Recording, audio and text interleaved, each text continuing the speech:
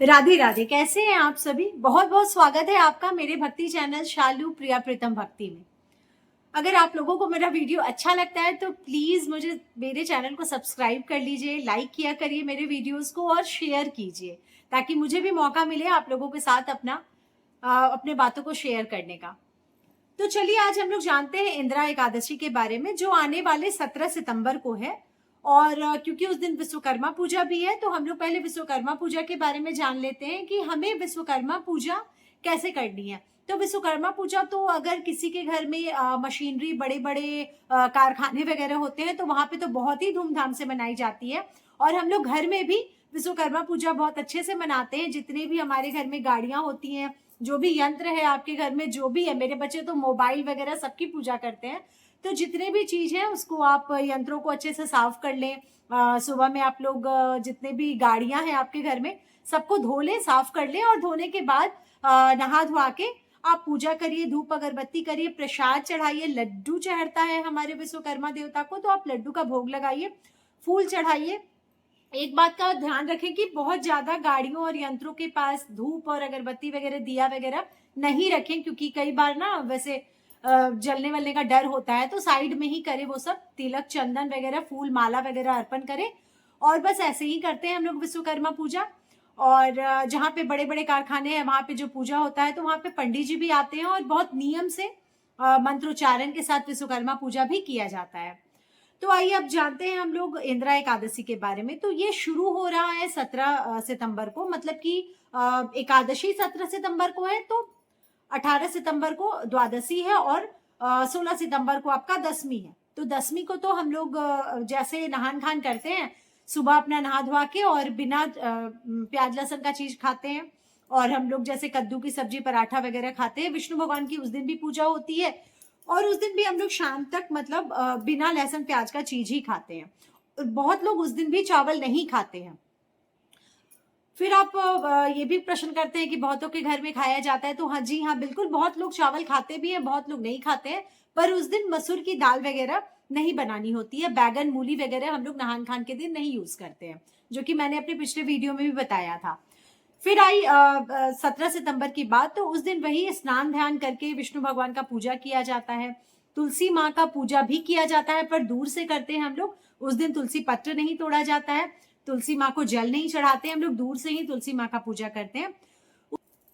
उस दिन कोशिश करें कि पीले रंग का ही वस्त्र पहने, पीले रंग का ही अपने ठाकुर जी की, अगर आप सेवा करती हैं तो पीले रंग का ही उनको वस्त्र पहनाइए। शालिग्राम देवता को भी पीले रंग के वस्त्र में ही रखिए। और जब पूजा करती है तो पीला फल, पीला फूल, जैसे गेंदा का फूल और फल में केला वगैरह ही चढ़ाएं और लड्डू वगैरह आप चढ़ाएं। लेकिन उस दिन ना बहुत लोग का प्रश्न आता है कि दान क्या करें। तो जिस दिन हम लोग उपवास में रहते हैं एकादशी के दिन, उस दिन हम लोग कभी भी अन्न का दान नहीं करते हैं, क्योंकि हम लोग अन्न खाते भी नहीं है और अन्न का दान नहीं करते हैं। उस दिन आप फल का दान करें, पैसे का दान करें, मतलब द्रव्यों का दान करें, पर अन्न का दान हम लोग पारण के दिन करते हैं। तो उस दिन हम लोग फलाहारी करते हैं, पूजा पाठ करके फलाहारी करिए। शाम तक साबूदाना वगैरह, जो भी आप दूध वगैरह का सेवन करते हैं फलाहारी में, वो आप करिए। दूसरे दिन पारण के दिन आप लोग एक टाइम ही भोजन किया जाता है। ये भी आपको पता है कि पारण के दिन एक टाइम करते हैं शाम से। फिर हम लोग जो खाते हैं, लहसुन प्याज वगैरह खा सकते हैं, बहुत लोग खाते हैं। पर ये जो हमारा इंदिरा एकादशी है ना, वो पितृपक्ष में है। तो पितृपक्ष में है तो बहुत लोग तो प्याज लहसुन वैसे भी नहीं खा रहे होंगे, तो वो नहीं खाते हैं तो अच्छा होता है। और अगर आप खाते हैं तो पारण के दिन शाम से आप सब कुछ शुरू कर सकते हैं। पारण के दिन सुबह में वैसे ही विष्णु भगवान का पूजा करके और फिर एक समय जो अन्न का हम लोग भोजन करते हैं वो करते हैं। और पारण के समय तुलसी और जो गंगा जल है उसके साथ हम अपना पारण कर सकते हैं। अगर हम लोग को आगे पीछे का भोजन बनाने में हो जाए तो हम लोग तुलसी और गंगा जल से हम लोग पारण करते हैं। ठीक है, ये हो गया एकादशी का बात। अब बहुत लोगों का कहना है कि हम लोग दिन में सो सकते हैं कि नहीं। तो देखिए, इंदिरा एकादशी में ऐसा कहा जाता है कि एकादशी और द्वादशी के दिन नहीं सोया जाता है दिन में। और अगर बहुत ज्यादा वैसा आपका कोई इशू है, आपको कोई प्रॉब्लम है, शारीरिक कुछ वैसा है, तो आप तुलसी का पत्र साथ में लेके आप दिन में सो सकते हैं, एकादशी के दिन भी और द्वादशी के दिन भी। वैसे अगर कोई परेशानी ना हो तो ना सोएं, क्योंकि हम लोग पूजा कर रहे हैं विष्णु भगवान का, तो इन सब बातों को ध्यान रखना चाहिए। और उस दिन एक ही समय भोजन करेंगे, पारण के दिन भी। अब उस दिन थर्सडे है, बहुत लोगों का प्रश्न होता है कि थर्सडे है तो अब क्या करें।